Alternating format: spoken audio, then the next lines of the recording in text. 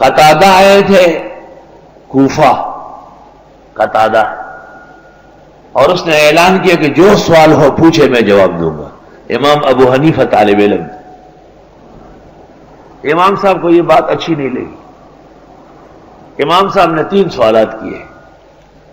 پہلا سوال یہ کیا کہ یا ایتھا النملہ، قالت نملۃ، یہ نملہ مذکر ہے یا مؤنث؟ دوسرا سوال یہ کیا کہ جنات کا قبرستان کہاں ہے؟ اور تیسرا سوال یہ کیا کہ قال الذی عندہ علم من الکتاب سے کیا مراد ہے؟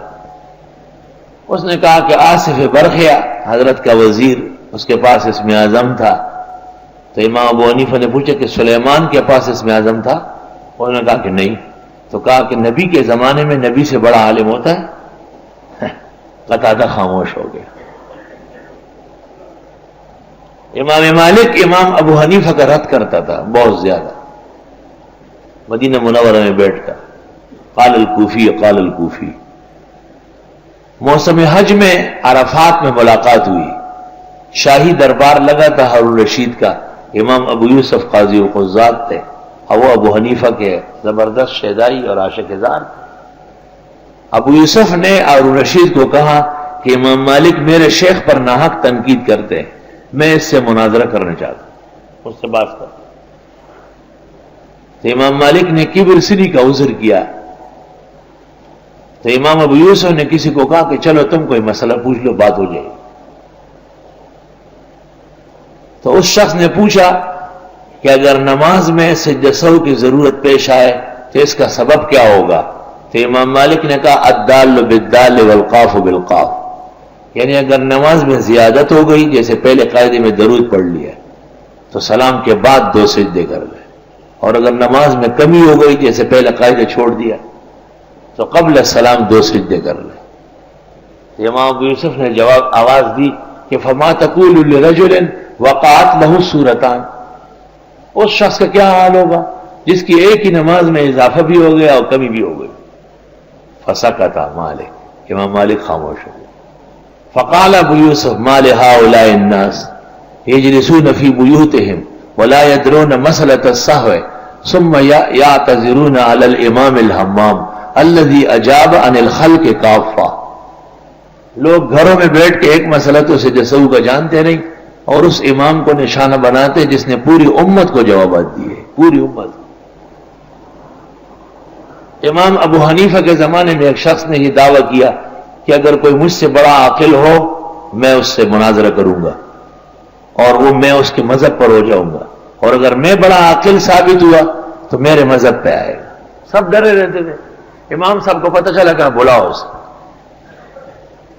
وہ شخص کو کہا کہ ابو حنیفہ بلا رہے، آ جاؤ۔ وہ آ گیا۔ امام صاحب نے کہا پوچھو کیا پوچھنا ہے بڑے علم والے؟ اس نے کہا دنیا کا بیج کہاں ہے؟ امام صاحب نے ہاتھ لگایا، یہ دنیا کا بیج ہے، ناپے آپ بتائے مت کہ نہیں۔ وہ کیسے ناپ سکتا تھا؟ تو وہ شخص امام صاحب کے پیروں میں گر گیا کہ بس مجھے مسلمان کر دو۔ کہا اتنا جلدی؟ کہا اصل بات یہ کہ جواب تو آسان ہے لیکن جرأت لوگوں میں نہیں، جرأت اللہ نے آپ کو دی۔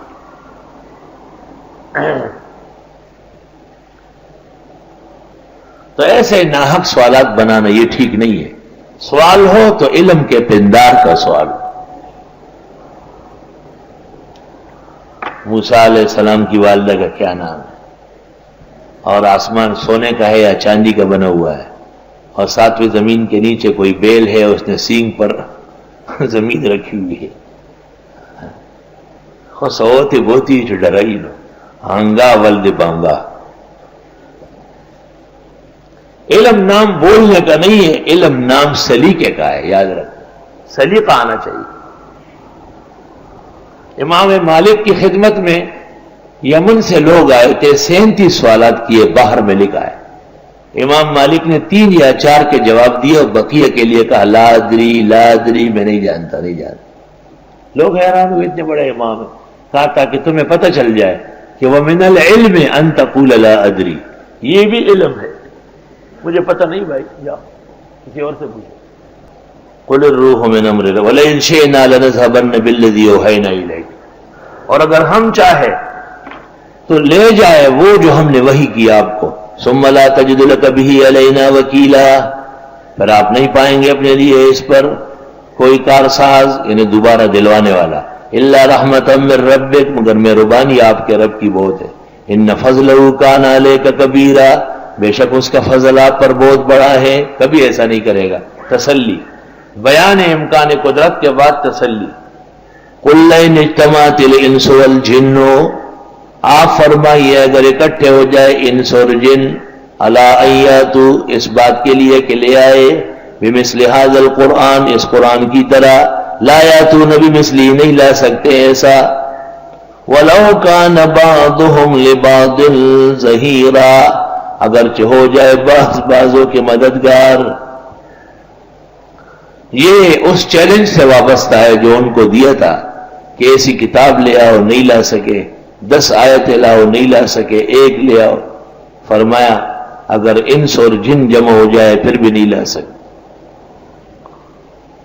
آیت کا مقصد یہ بھی ہے اور یہ بھی ہے کہ اگر جن اور انس اکٹھے ہو جائے اور اللہ کے لیے شریک ثابت کرنا چاہے تو نہیں ثابت کر سکتے. وَلَقَدْ صَرَّفْنَا لِلنَّاسِ فِي هَذَا الْقُرْآنِ مِنْ كُلِّ مَثَلٍ، اور ہر طرح بیان کیا ہم نے لوگوں کے لیے اس قرآن میں مثالیں. فَأَبَى أَكْثَرُ النَّاسِ إِلَّا كُفُورًا، بس انکار کیا اکثر لوگوں نے مگر یہ کہ ناشکری کریں گے. اب وہ ناشکری کی مثال ہے، ناجائز سوالات. وَقَالُوا لَن نُّؤْمِنَ لَكَ، کہنے لگے ہرگز ہم باور نہیں کرتے آپ پر، یعنی ایمان نہیں لائیں گے. عبداللہ ابن امیہ وغیرہ، ابی ابن امیہ وغیرہ لوگوں نے یہ کہا ہے. ابن عباس کہتے ہیں کہ رؤسائے قریش مکہ کعبہ کے پاس جمع تھے اور پھر کہا کہ چلو رسول اللہ صلی اللہ علیہ وسلم کے پاس ایک سمجھدار عقل مند انسان بھیجو اور اس سے چند سوالات کر لو. اور وہ سوالات یہ، ہم آپ پر ایمان نہیں لائیں گے یہاں تک کہ جاری حتی تفجر لنا، یہاں تک کہ آپ بہائے ہمارے لیے من الارض، زمین میں، ینبوع، چشمے. نبا ینبع کے معنی زمین سے پانی پھوٹنا. آپ چشمے جاری کریں تاکہ عربستان کی زمین سیراب ہو جائے. او تکون لک جنت من نخیل وعنب، یا آپ کے باغات و کھجور اور انگور کے، فتفجر الانہار خلالها تفجیرا، بس چلا دے آپ نہریں اس کے بیچ میں چلا کر، آپ اپنا باغ بنائے. او تسقط السماء کما زعمت علینا کسفا، یا توڑ لائے ہم پر بادل یا آسمان کا ٹکڑا جیسے کہ آپ کا دعویٰ ہے کہ قیامت میں آسمان ٹوٹے گا. او تأتی باللہ والملائکۃ قبیلا، یا لے آؤ اللہ اور فرشتوں کو سامنے، قبیلہ مانا سامنے.